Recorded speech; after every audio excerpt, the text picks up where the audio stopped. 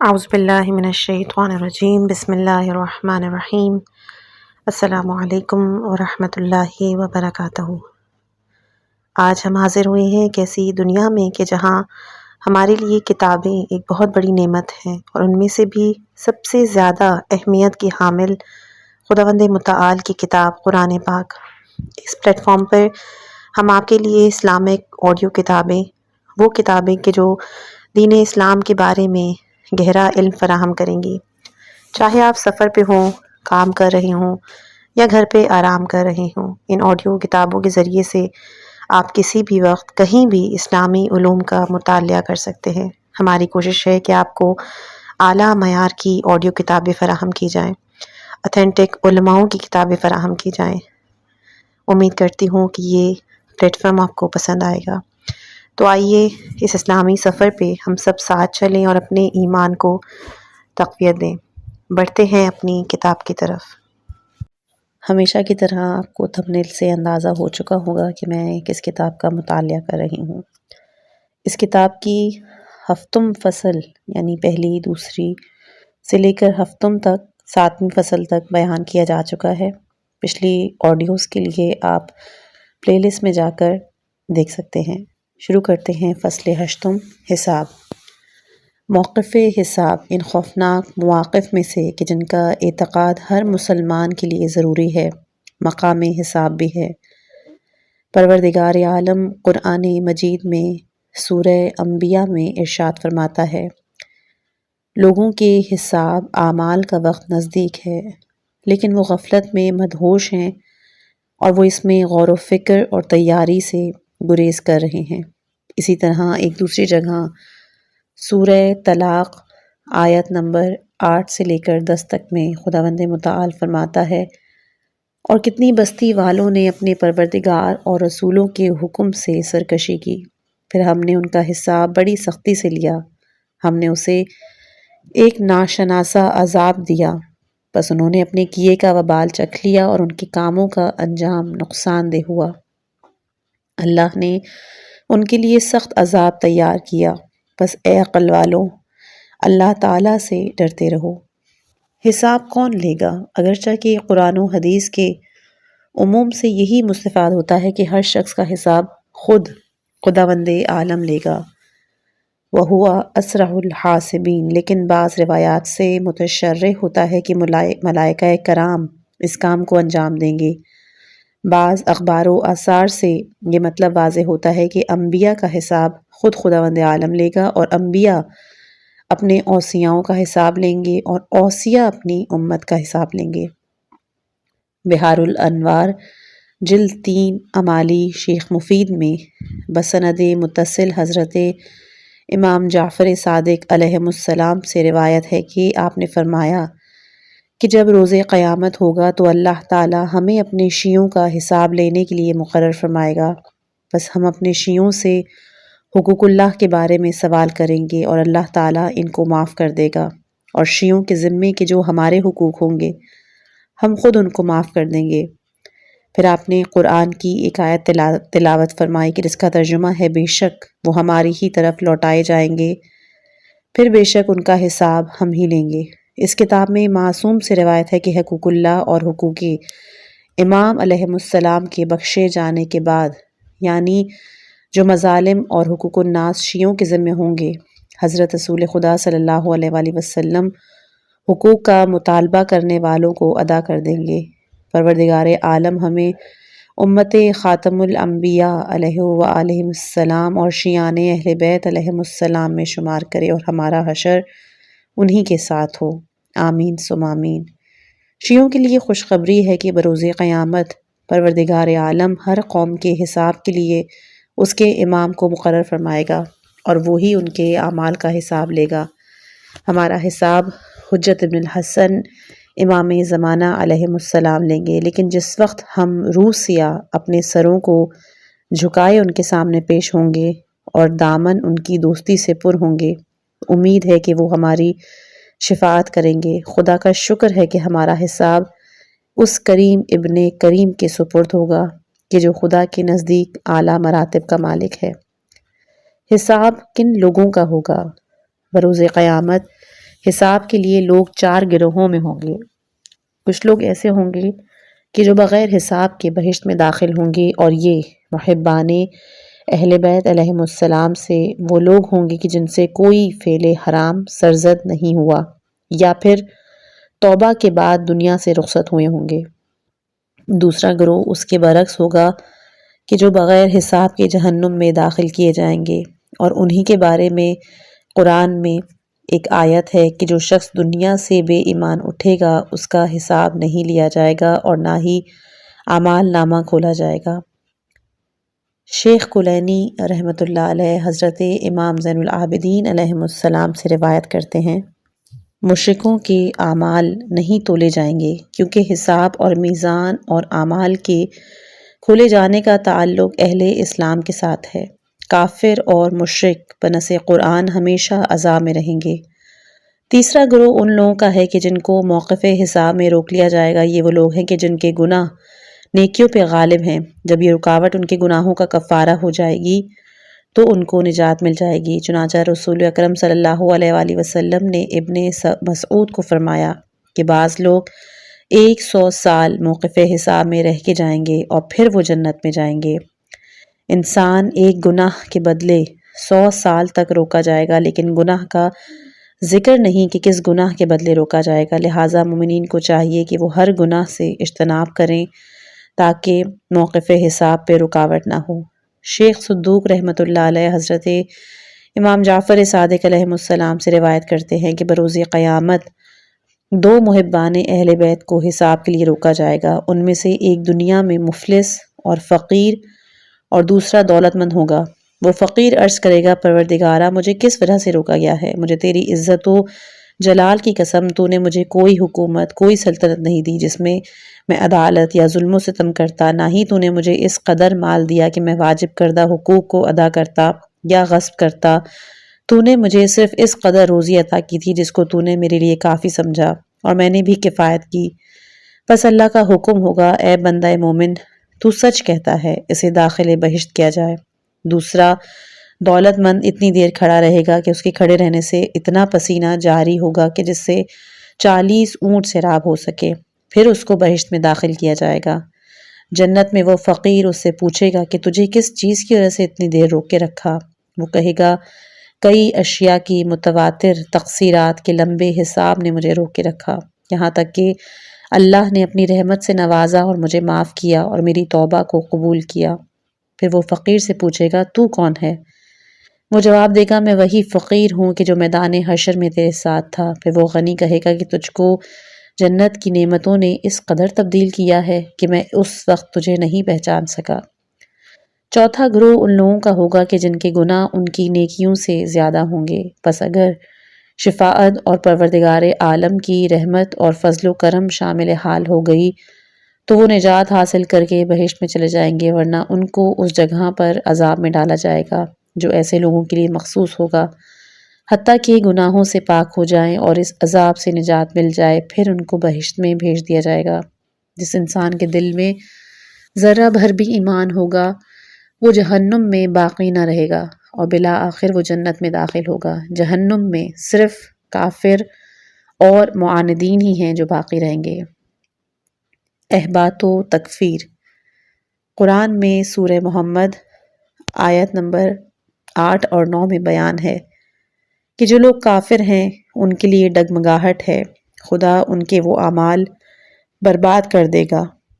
یہ اس لیے کہ خدا نے جو چیز نازل فرمائی ہے انہوں نے اس کو ناپسند کیا تو خدا نے ان کے اعمال ضائع کر دیے۔ اسی طرح ایک اور جگہ سورہ محمد میں آیت نمبر 2 میں ہے کہ جن لوگوں نے ایمان قبول کیا، اچھے کام کیے، اور جو کتاب محمد پر ان کے پروردگار کی طرف سے نازل ہوئی وہ برحق ہے اس پہ بھی ایمان لائے، تو خدا نے ان کے پچھلے گناہ ان سے دور کر دی اور ان کی حالت سنوار دی۔ احباط۔ اگر کوئی شخص ابتدائی عمر میں دائرہ اسلام میں رہ کر نیک کاموں میں مشغول رہا مگر مرتے وقت حق سے پھر گیا اور کفر کی حالت پہ مرا تو اسے اسلام کی حالت میں کیے ہوئے اعمال فائدہ نہیں دیں گے اور وہ نیکیاں ضائع ہو جائیں گی۔ اگر کوئی یہ کہے کہ قرآن میں ہے کہ فَمَن يَعْمَلْ مِثْقَالَ ذَرَّةٍ خَيْرًا يَرَهُ، کہ جو شخص ذرہ برابر بھی نیکی کرے گا اس کا اجر اس کو ملے گا، تو اس کا جواب یہ ہے کہ کفر پر مرنے والے نے اپنے ہاتھ سے ہی اپنی نیکیوں کو ضائع کیا ہے۔ کافر کے اجر کو باقی رکھنا خدا کے لیے محال ہے اور وہ اس کو جنت میں داخل کرے، بلکہ اس کی نیکیوں کی تلافی دنیا میں ہی کر دی جاتی ہے، جیسے کہ موت کی آسانی، مریض نہ ہونا، مادی وسائل کے ذریعے، جیسا کہ گزر چکا ہے۔ نیز ممکن ہے ان نیکیوں کی وجہ سے عذاب میں تخفیف ہو، جیسا کہ حاتم طائی اور نوشیروان کے جو سخاوت میں ضرب المثل ہیں، وہ لوگ جہنم میں ہوں گے، مگر آگ ان کو نہیں جلائے گی، جیسا کہ قرآن مجید میں بھی کچھ جگہوں میں اس کا ذکر آیا ہے۔ سورہ اعراف آیت نمبر 147 کہ جن لوگوں نے ہماری آیات اور آخرت کی ملاقات کو جھٹلایا، ان کے تمام اعمال ضائع ہو گئے، انہیں بس اعمال کی سزا یا جزا ملے گی جو وہ کرتے ہیں۔ اس طرح متعدد آیات سے واضح ہے کہ کفر و شرک سے اعمال ضائع ہو جاتے ہیں۔ اسی طرح دوسرے گناہ بھی نیک اعمال کو ضائع کر دیتے ہیں اور درجہ قبولیت تک نہیں پہنچتے، جیسے والدین کے نافرمان بیٹے کے لیے حضور صلی اللہ علیہ وآلہ وسلم نے فرمایا، اے والدین کے نافرمان، تیرا جو جی چاہے کرتا پھر، تیرا کوئی عمل قبول نہیں۔ اگر کسی شخص کے پیچھے والدہ کی آہیں بد دعائیں ہوں، وہ پہاڑوں کے برابر بھی اعمال کرے تو وہ آگ میں جلا دیے جائیں گے۔ اسی طرح تہمت اور حسد، جیسا کہ حدیث میں ہے کہ حسد ایمان کو اس طرح کھاتا ہے جس طرح آگ لکڑیوں کو کھاتی ہے۔ ثقۃ الاسلام علامہ کلینی ابو بصیر سے روایت کرتے ہیں کہ امام جعفر صادق علیہ السلام نے فرمایا، یعنی کفر کی جڑیں 3 ہیں: حرص، تکبر اور حسد۔ یہ جڑیں جوں جوں مضبوطی اختیار کرتی جائیں گی، ایمان رخصت ہوتا چلا جائے گا، نیک اعمال ضائع ہوتے چلے جائیں گے اور انسان دوزخ کا ایندھن بن جائے گا، جیسے کہ شیطان کے تمام اعمال تکبر کی وجہ سے ضائع ہو گئے، صرف آخرت تک عمر زیادہ ملی ہے۔ مفصل واقعہ قرآن میں موجود ہے۔ تکفیر، اس کا معنی ہے کفارہ، یعنی ان گناہوں کو محو کرنا کہ جو اس سے صادر ہوئے ہیں۔ ایمان کفر کے سابقہ گناہوں کو بھی مٹا دیتا ہے۔ اگر کوئی شخص اوائل عمر میں کافر رہا ہو اور پھر وہ اسلام لے آیا تو اس کے سابقہ گناہ محو ہو جائیں گے اور ان کا حساب نہیں ہوگا۔ اسی طرح مسلمان کے گناہ سچی توبہ سے محو ہو جاتے ہیں۔ اس کے متعلق بھی قرآن میں ہے، یعنی خلاق عالم ان کے گناہوں کو نیکیوں میں تبدیل کر دیتا ہے۔ بحار الانوار جلد 15 میں روایت ہے کہ ایک شخص حضرت خاتم النبیین صلی اللہ علیہ وآلہ وسلم کے پاس حاضر ہوا۔ عرض کیا، آقا میرا گناہ بہت ہے۔ وہ گناہ یہ تھا کہ اس نے اپنی بیٹی کو زمانہ جاہلیت میں زندہ درگور کیا۔ آپ صلی اللہ علیہ وآلہ وسلم مجھے ایک ایسا عمل بتائیں کہ پروردگار عالم میرے اس گناہ کو معاف کرے۔ حضور نے فرمایا، کیا تیری والدہ زندہ ہے؟ اس نے کہا نہیں، کیونکہ معلوم ہوتا ہے کہ والدہ کے ساتھ نیکی اس گناہ کا بہترین علاج ہے۔ پھر حضور نے فرمایا، کیا خالہ موجود ہے؟ اس نے کہا ہاں یا رسول اللہ۔ حضور نے کہا کہ جا اور اس کے ساتھ نیکی کر۔ والدہ کے ساتھ تعلق ہونے کی وجہ سے خالہ سے نیکی کرنا والدہ سے نیکی کرنے کے برابر ہے۔ بعد میں فرمایا کہ اگر اس کی والدہ زندہ ہوتی تو اس گناہ کے اثر کو زائل کرنے کے لیے اس کے ساتھ نیکی کرنا یقیناً اس سے بہتر ہوتا۔ حکایت احباط و تکفیر کے متعلق کتب معتبرہ میں منقول ہے کہ زمانہ سابق میں 2 بھائی تھے، ایک مومن خدا پرست اور دوسرا کافر بت پرست، اور وہ دونوں ایک ہی مکان میں رہتے تھے۔ بت پرست بالائی منزل پہ اور خدا پرست نچلی منزل پہ۔ بت پرست امیر کبیر عیش و عشرت کی زندگی گزار رہا تھا اور خدا پرست فقر و فاقہ اور بے نوائی کی زندگی۔ کبھی کبھی اس کا بت پرست بھائی اسے کہتا کہ اگر تو بت کو سجدہ کر لے تو میں تجھے دولت میں شریک کر لوں، تو کیوں اتنی تلخ اور تکلیف دہ زندگی گزار رہا ہے، اور اس بت کو سجدہ کر تاکہ دونوں اکٹھے عیش کریں۔ اس کا مومن بھائی اس کے جواب میں کہتا ہے، میرے بھائی تو کیوں خدا اور روزی جزا سے خوفزدہ نہیں ہوتا؟ بت خدا نہیں، آؤ میرے خدا کی عبادت کرو، خدا کے عذاب سے ڈرو۔ حتیٰ کہ اسی قیل و قال میں کافی مدت گزر گئی۔ جب بھی دونوں بھائی ملاقات کرتے ایک دوسرے سے اسی قسم کی گفتگو کرتے، حتیٰ کہ ایک رات خدا پرست اپنے حجرے میں بیٹھا تھا کہ بت پرست بھائی کے حجرے سے لذیذ کھانے کی خوشبو اس کے مشام میں پہنچی اور اس نے اپنے نفس سے کہا، کب تک خدا کی عبادت کرتا رہے گا اور یا اللہ کہتا رہے گا، حالانکہ اس عمر تک تجھے نیا لباس، نرم غذا میسر نہیں ہوئی، خشک روٹی کھاتے کھاتے تو بوڑھا ہو چکا ہے، دانت خشک کھانے کو اب نہیں چبا سکتے۔ میرا بھائی سچ کہتا ہے، چلو اس کے بت کی پوجا کرو تاکہ اس کی مرغن غذا کھا کر لطف اٹھاؤ۔ اٹھا بالائی منزل کی طرف بھائی کے پاس جانے کے لیے روانہ ہوا تاکہ اس کے مذہب بت پرستی کو قبول کرے۔ ادھر اس کے بت پرست بھائی کی یہ حالت ہے کہ غور فکر میں ہے کہ میں اس بت پرستی کو نہیں سمجھ سکا، نہ ہی کچھ فائدہ ہوا، چلو اپنے بھائی کے پاس جا کر خدا کی عبادت کرو۔ وہ بالائی منزل سے اترا اور سیڑھیوں پہ ان دونوں بھائیوں کی ملاقات ہوئی، ایک دوسرے سے واقعہ بیان کیا اور ادھر اسرائیل کو حکم ہوا کہ دونوں بھائیوں کی روح قبض کر لو، اور وہ دونوں مر گئے، اور جو عبادت اس خدا پرست نے کی تھی وہ تمام اعمال اس بت پرست کے نامہ اعمال میں لکھے کہ جو اسلام کے ارادے سے چلا تھا، اور جو بت پرست کے گناہ تھے وہ خدا پرست کے نامہ اعمال میں درج ہو گئے۔ جو کفر کی نیت سے حجرے سے نکلا تھا تمام عمر عبادت میں گزاری مگر موت کفر پہ، اور دوسرے نے تمام عمر کفر پہ گزاری اور موت اسلام پہ۔ یہ احباط و تکفیر کی ایک اعلیٰ اور عمدہ مثال ہے۔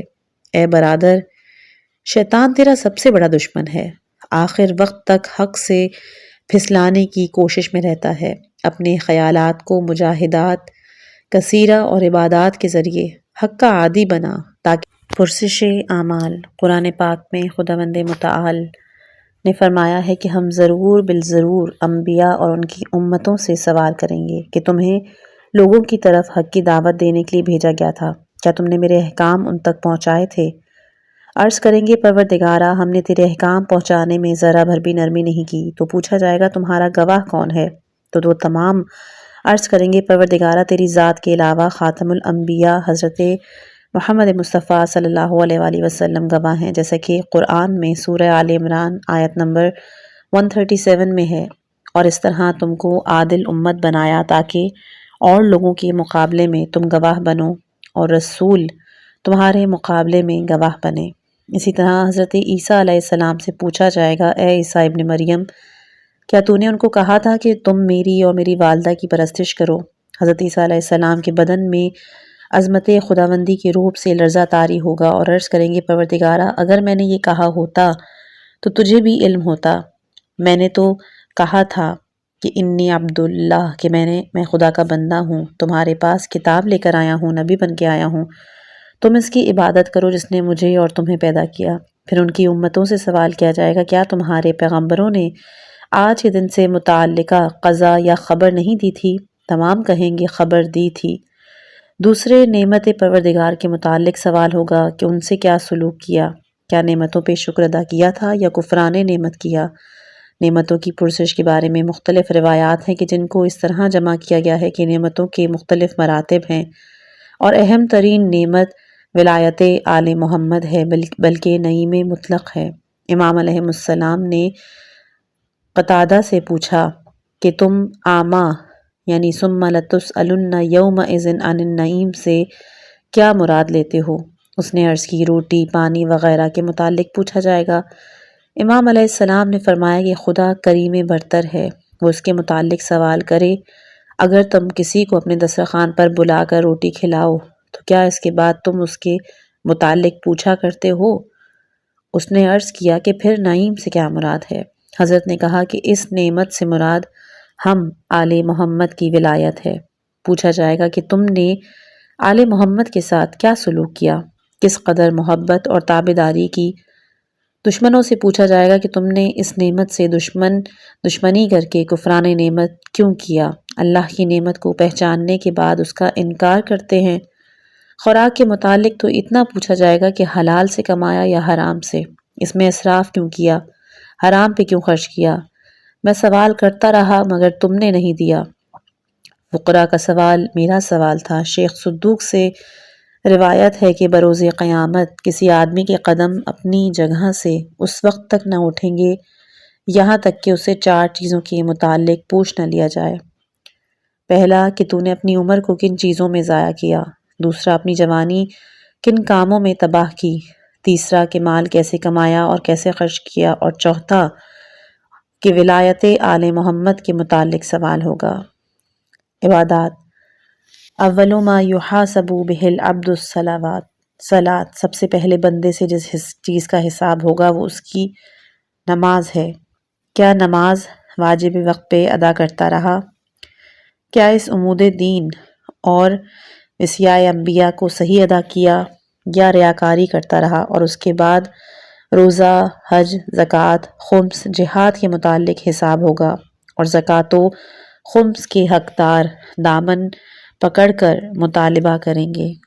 حقوق الناس: خلاق عالم کا اپنے بندوں کے ساتھ دو قسم کا معاملہ ہوگا، پہلا عدل اور دوسرا فضل و کرم۔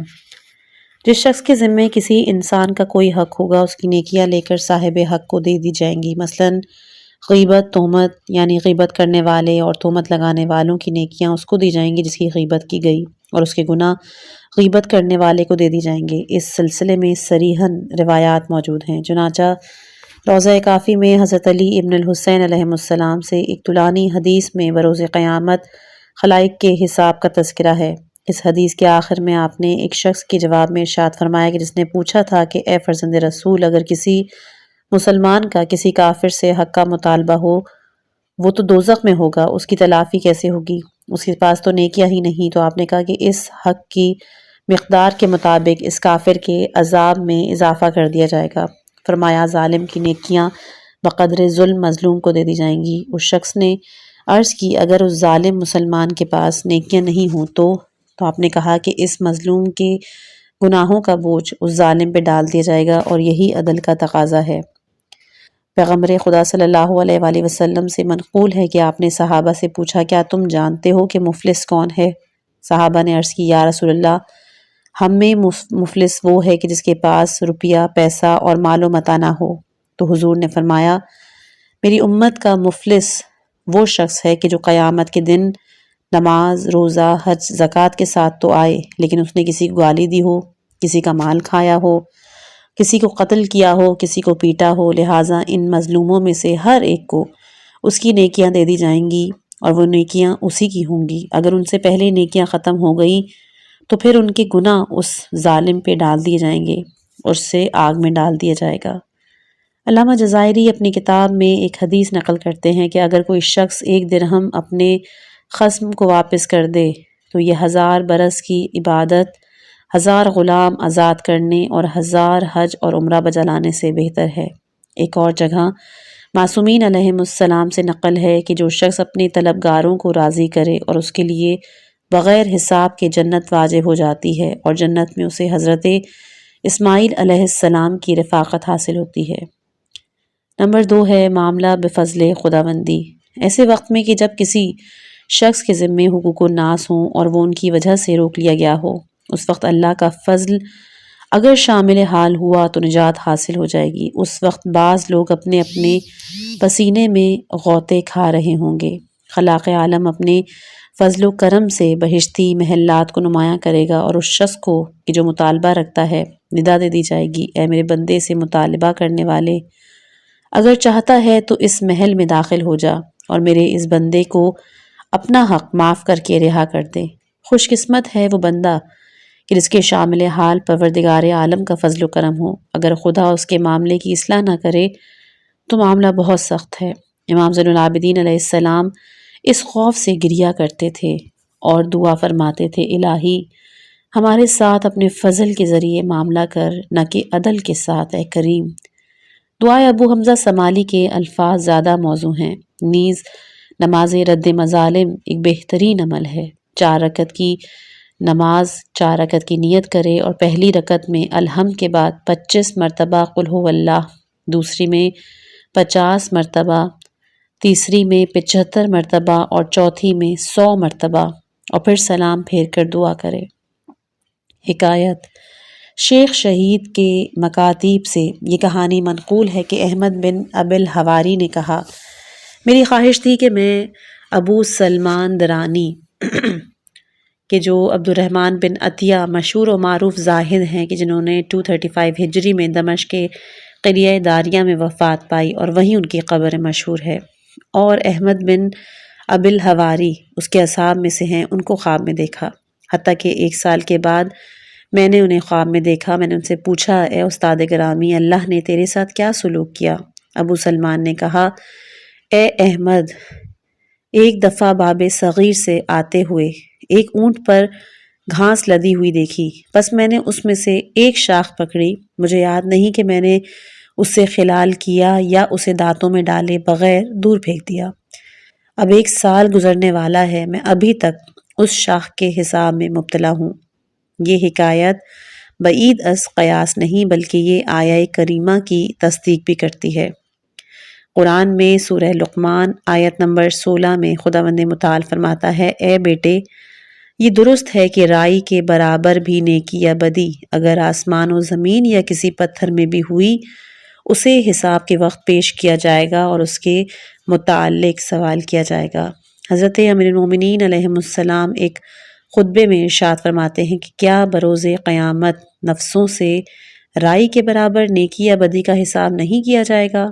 اور حضرت علی علیہ السلام نے محمد بن ابی بکر کو ایک کاغذ پر تحریر کر کے بھیجا تھا کہ اے اللہ کے بندوں، تمہیں علم ہونا چاہیے کہ بروز قیامت اللہ تم سے چھوٹے بڑے ہر عمل کے بارے میں پوچھے گا۔ اور ابن عباس کو بھی ایک مکتوب میں آپ نے تحریر کیا تھا کہ کیا تو حساب کے مناقشے سے نہیں ڈرتا؟ اصل میں مناقشہ بدن میں کانٹا چبھنے کو کہتے ہیں۔ جس طرح کانٹا نکالنے کے لیے باریک بینی کاوش کا سامنا کرنا پڑتا ہے، اسی طرح بروز قیامت حساب میں بھی باریک بینی کا سامنا ہوگا۔ بعض محققین نے کہا کہ بروز قیامت میزان کے خوف سے کوئی شخص بھی محفوظ نہیں ہوگا، البتہ وہ شخص کہ جس نے دنیا میں اپنے اعمال و اقوال کا حساب میزان شرع کے ساتھ کر لیا ہوگا، وہ محفوظ ہوگا۔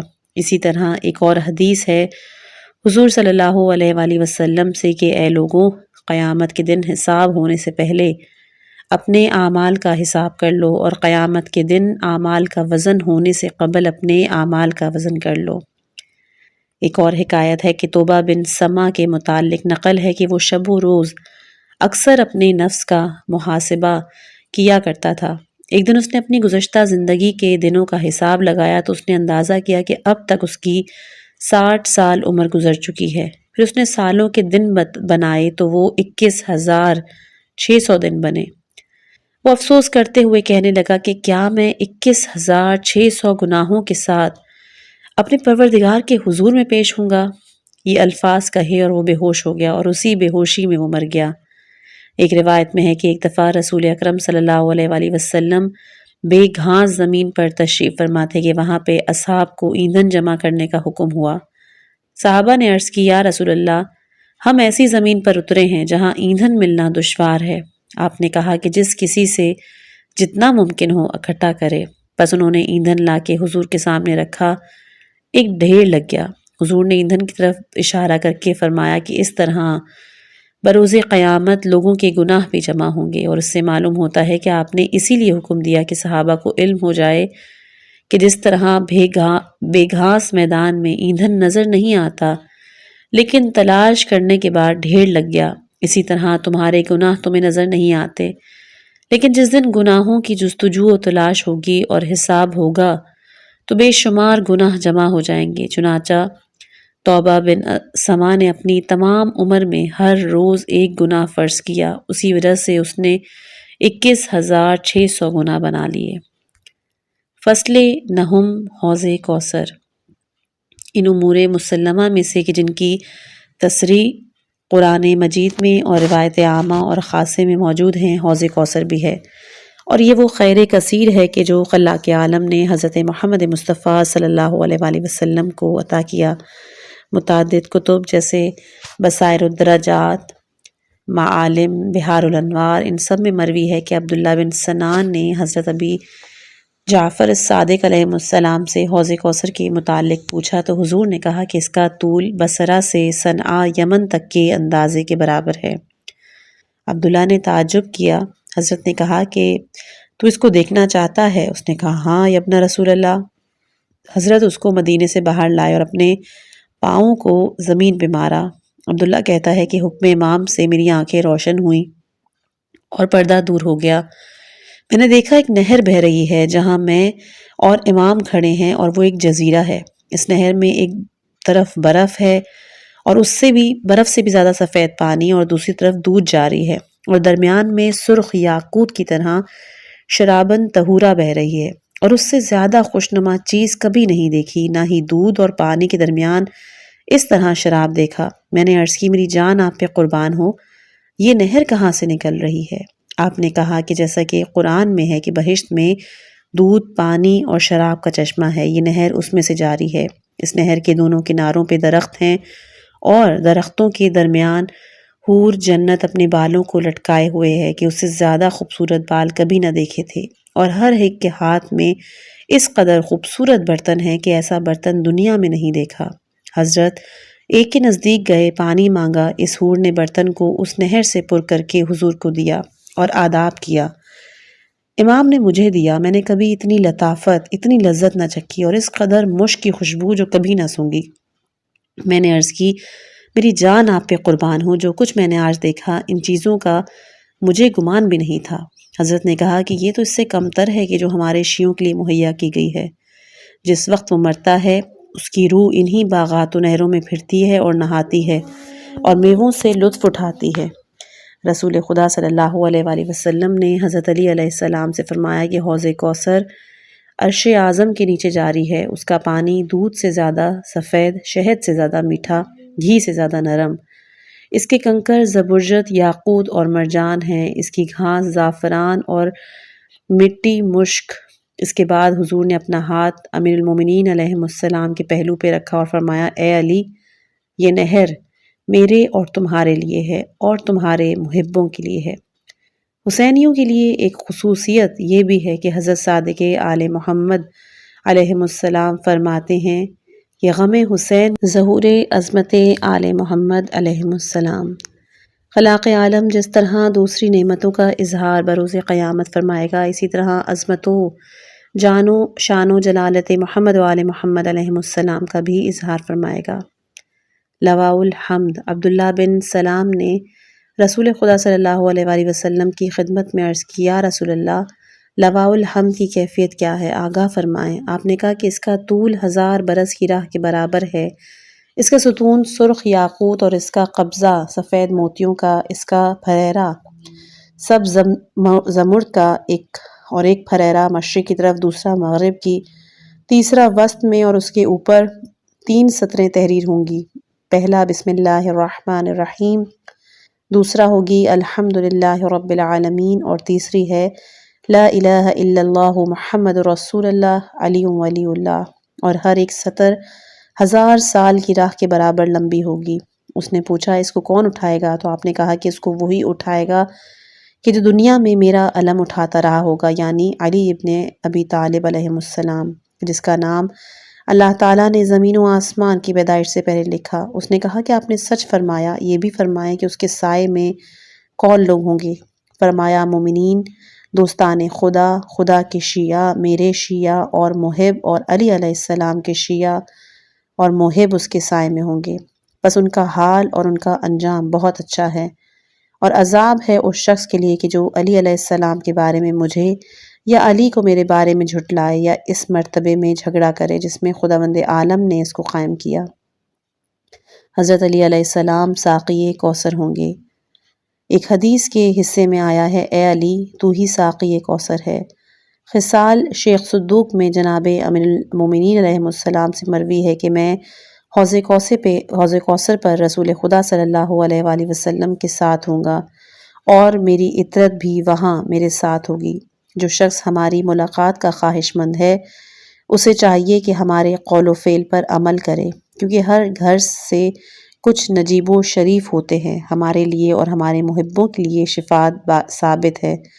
بس حوض کوثر پر ہم سے ملاقات کرنے کی کوشش کرو، کیونکہ ہم وہاں سے اپنے دشمنوں کو ہٹائیں گے اور ہم اپنے محبوں کو سیراب کریں گے۔ جو شخص اس کا ایک گھونٹ پی لے وہ ہرگز پیاسا نہیں ہوگا۔ بخاری وغیرہ میں ہے کہ جب بعض اصحاب کو کوثر سے دور ہٹایا جائے تو رسول خدا صلی اللہ علیہ وآلہ وسلم فرمائیں گے کہ یا اللہ، یہ تو میرے اصحاب ہیں۔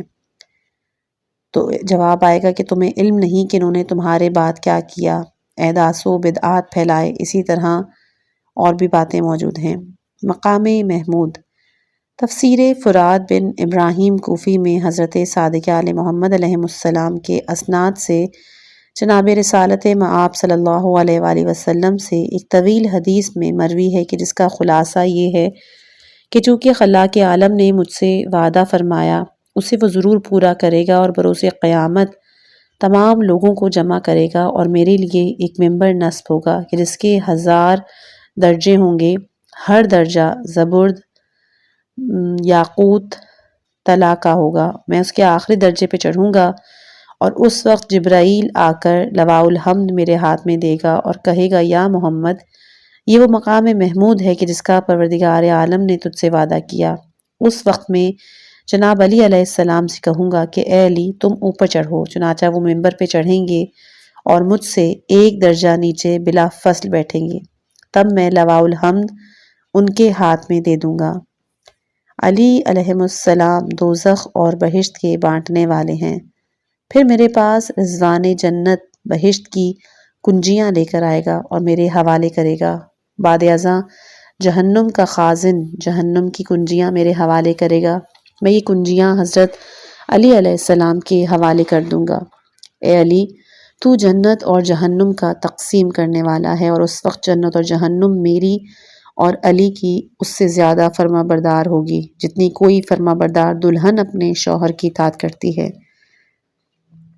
اور اس آیت کا بھی یہی مطلب ہے، یعنی اے محمد علی تم دونوں ہر کافر و سرکش کو جہنم میں جھونک دو۔ شفاعت، تفسیر قمی میں جناب سماعہ سے روایت ہے کہ کسی نے حضرت صادق آل محمد علیہ السلام کی خدمت میں عرض کی کہ قیامت کے دن حضرت پیغمبر اسلام صلی اللہ علیہ وآلہ وسلم کی شفاعت کس طرح ہوگی؟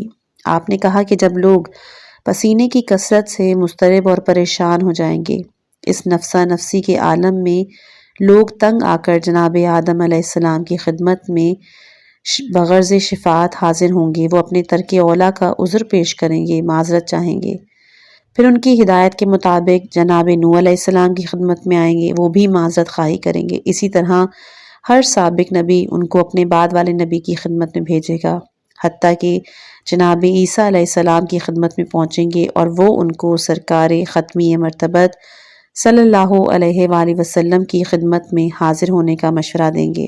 چنانچہ لوگ ان کی خدمت میں اپنی مشکلات دور کرنے کی درخواست پیش کریں گے، حضور ان کے ہمراہ باب الرحمن تک تشریف لائیں گے اور وہاں سجدہ ریز ہوں گے۔ اس وقت ارشاد رب العزت ہوگا، اے حبیب سر اٹھاؤ، شفاعت کرو، تمہاری شفاعت مقبول ہے، اور جو کچھ مانگنا چاہو مانگو تمہیں عطا کیا جائے گا۔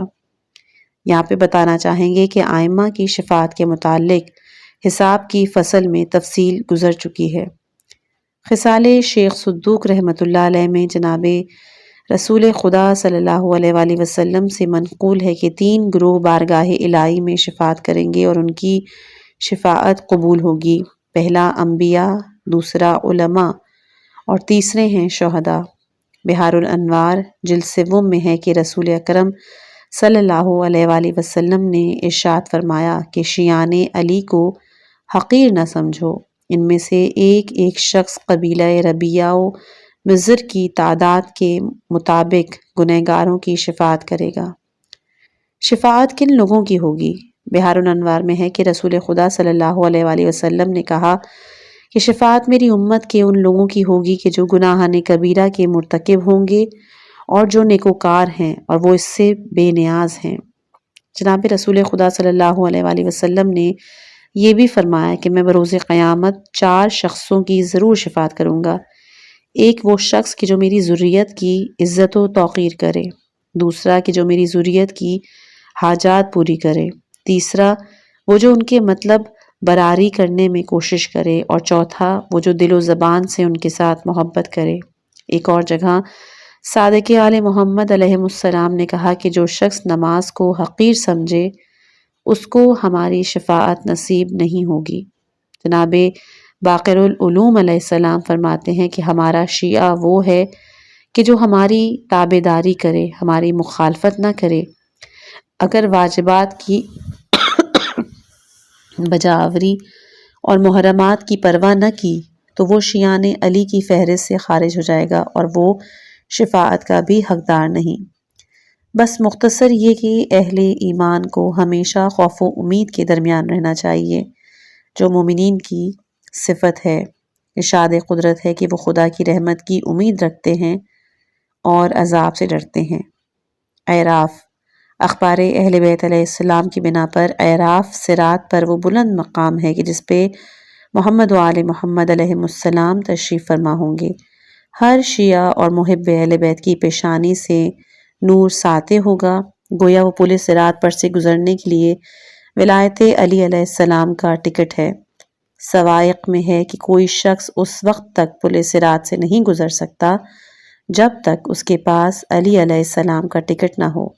قرآن مجید میں بھی ہے وَعَلَى الْأَعْرَافِ رِجَالٌ، یعنی اعراف پر کچھ لوگ ہوں گے۔ یہاں رجال سے مراد محمد مصطفیٰ صلی اللہ علیہ وآلہ وسلم اور حضرت علی علیہ السلام ہیں۔ یعرفون کلا، یعنی تمام صراط پر گزرنے والے کو پہچانتے ہوں گے، بسیماہم، ان کے چہرے کی نشانیوں سے۔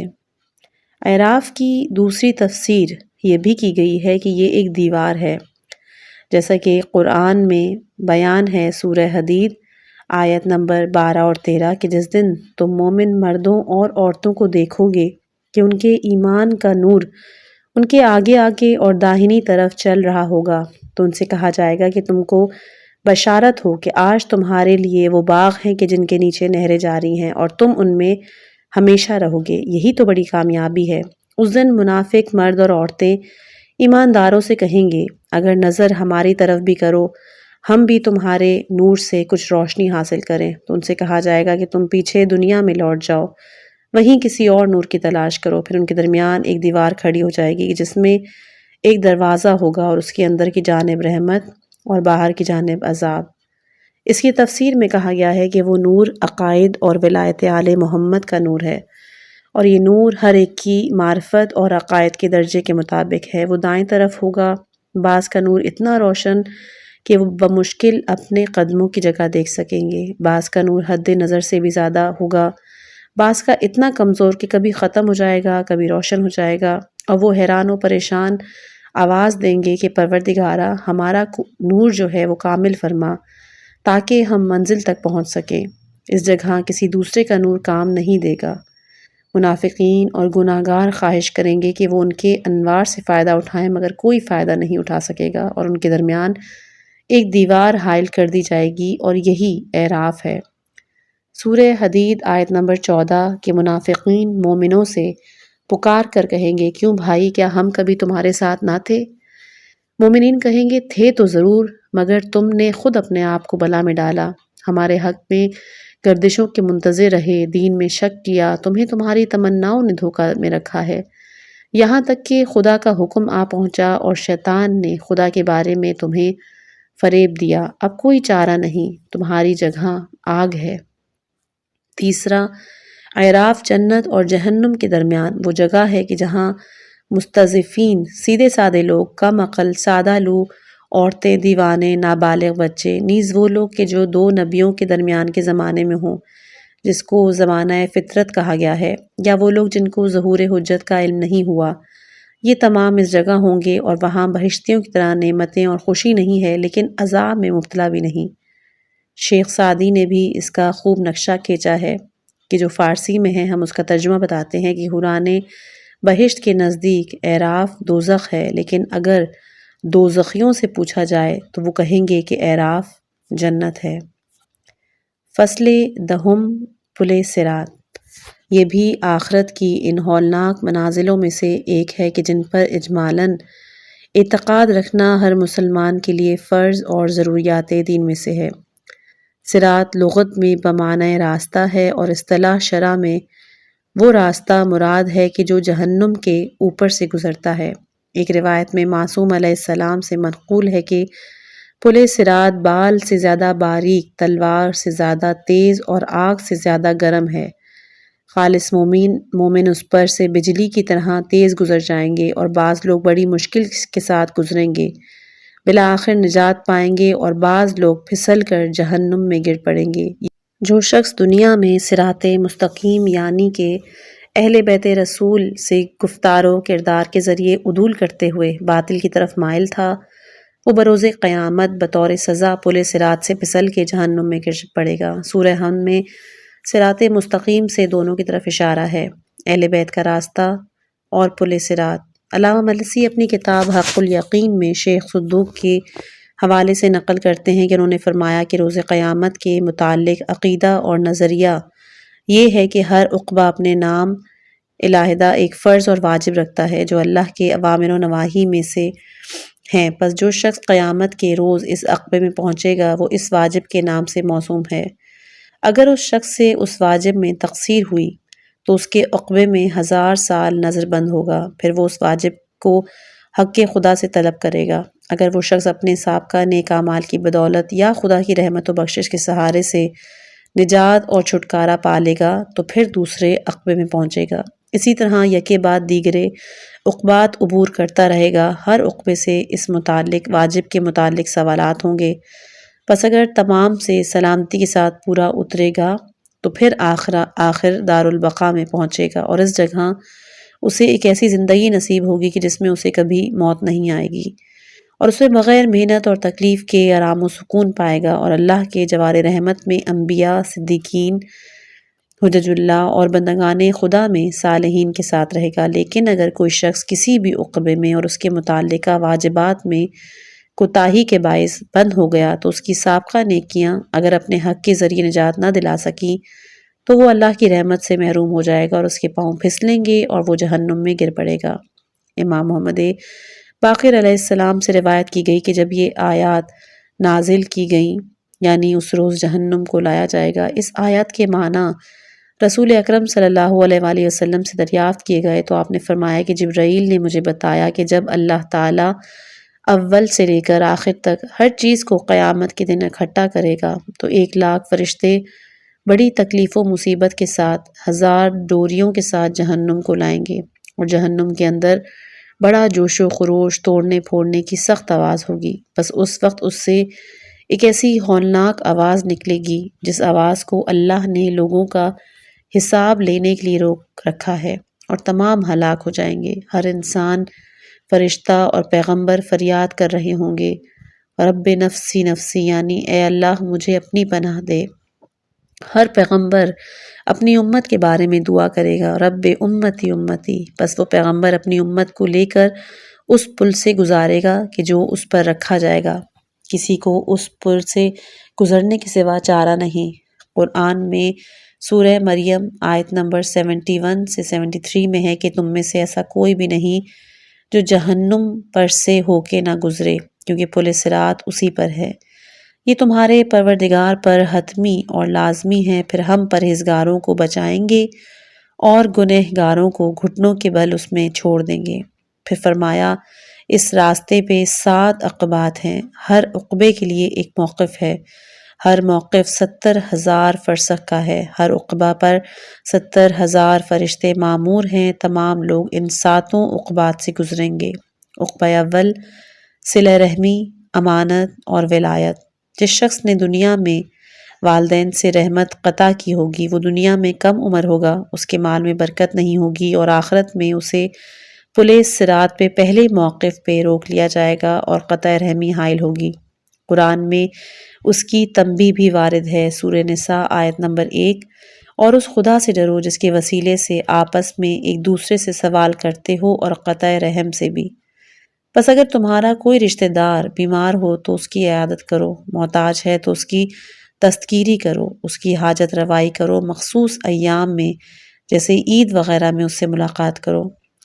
دوسرا موقف امانت ہے، البتہ امانت مال کے ساتھ مختص نہیں، بلکہ اگر کسی نے یہ کہا کہ یہ بات تیرے پاس امانت ہے کسی سے نہ کہنا، اگر اس نے کسی شخص کو بتا دی تو اس نے خیانت کی، اگر کسی کو رسوا کیا تو اس کے ساتھ خیانت کی، یا اگر کسی نے تمہارے گھر مال گروی رکھا اور وعدے پر تم نے واپس نہیں کیا تو یہ بھی خیانت ہے، اور یہی اجارے کا حال ہے، اگر مدت اجارہ ختم ہونے کے بعد اس کو واپس نہیں کیا تو خیانت ہے۔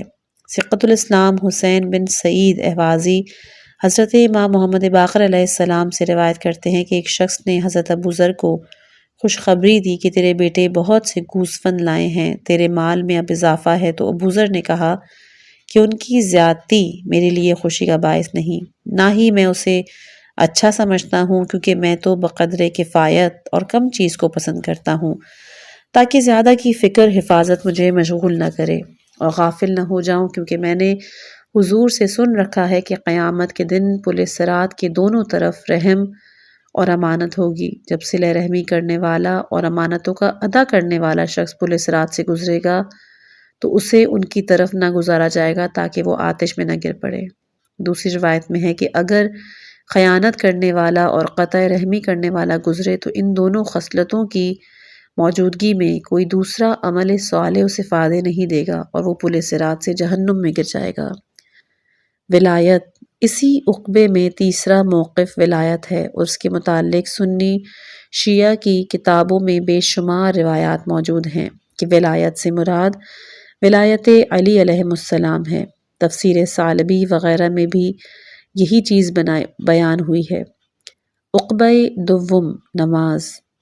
اس عقبے میں نماز واجب یومیہ و نماز آیات و قضا کے لیے ٹھہرایا جائے گا، جس کے متعلق پہلے حساب کے باب میں ذکر گزر چکا ہے۔ امام جعفر صادق علیہ السلام کی آخری وصیت میں یہ تھا کہ جس نے نماز کو سبک سمجھا اس کو ہماری شفاعت نصیب نہیں ہوگی۔ تارک نماز پیاسا مرتا ہے، پیاسا قبر سے اٹھتا ہے۔ تمام لوگوں کو چاہیے کہ وہ خود بھی عمل کریں، دوسروں کو تاکید کریں، اپنے بچوں کو بلوغ سے قبل عادی بنائیں، کیونکہ اس عمل کا پھل بچے کے والدین کو بھی ملتا ہے۔ جو بچہ والدین کی کوشش سے اعمال بجا لاتا ہے، بلوغ سے قبل کے اعمال کا ثواب والدین کو ملتا ہے اور بلوغت کے بعد ان کے اپنے نامہ اعمال میں درج ہوتا ہے۔ ایک پیغمبر اپنے اصحاب کے ساتھ ایک قبر کے پاس سے گزرے۔ آپ نے فرمایا جلدی گزر جاؤ کیونکہ صاحب قبر پہ عذاب ہو رہا ہے۔ 1 سال کے بعد دوبارہ گزر ہوا تو عذاب ختم ہو چکا تھا۔ عرض کی پروردگارہ کیا ہوا، اب یہ میت معذب نہیں؟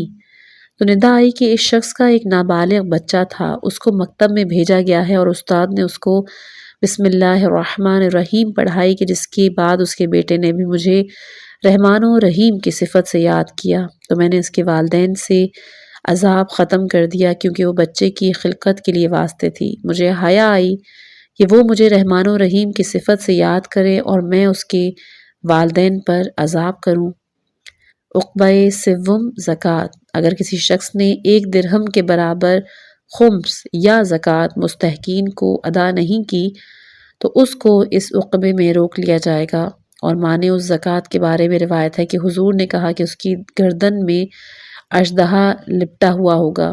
دوسری روایت میں ہے کہ جو شخص زراعت کی زکوٰۃ نہ دیتا ہو اس کی گردن میں اس زمین کے 7 طبقات کا طوق ہوگا، اور اسی طرح ولی العصر اجلہ فرجہ شریف کا جب ظہور ہوگا تو زکوٰۃ ادا نہ کرنے والے کو قتل کر دیا جائے گا۔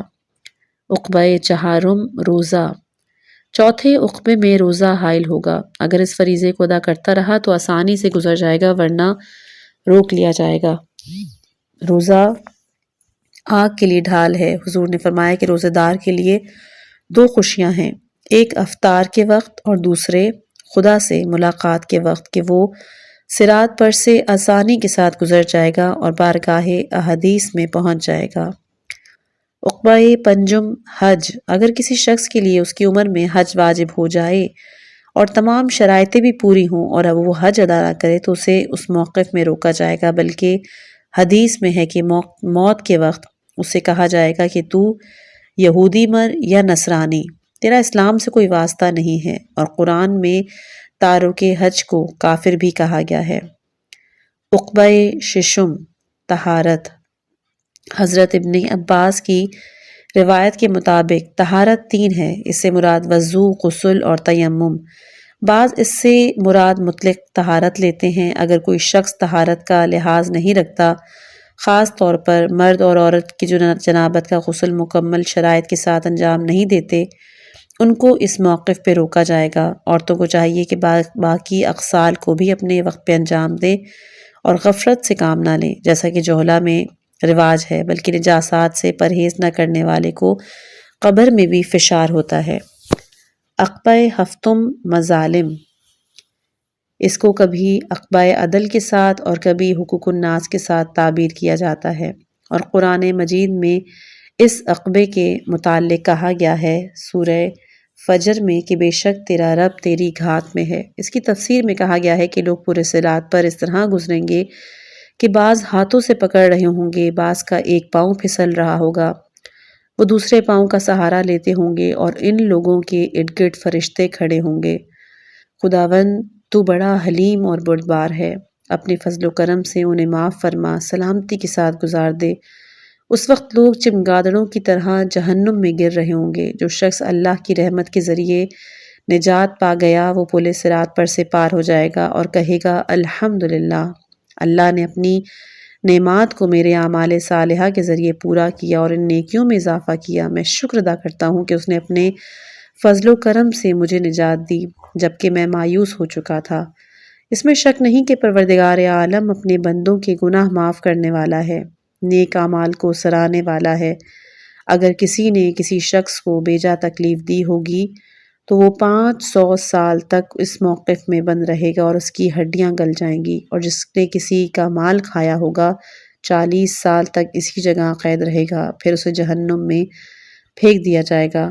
بعض روایات میں ہے کہ 1 درہم کے مقابلے میں ظالم کی 7000 رکعت مقبول نمازیں مظلوم کو دے دی جائیں گی۔ مزید تفصیلات فصل حساب میں گزر چکی ہیں۔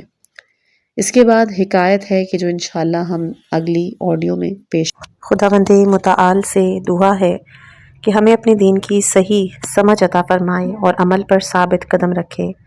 اگر آپ کو یہ ویڈیو پسند آئی ہے تو پلیز اسے لائک کریں، شیئر کریں اور چینل کو ضرور سبسکرائب کیجیے گا۔ نیچے کمنٹس میں اپنے تاثرات ضرور لکھیے گا۔ اپنی خاص دعاؤں میں یاد رکھیے گا۔ آپ تمام سننے والے میری دعاؤں میں ہیں۔ والسلام علیکم ورحمۃ اللہ وبرکاتہ۔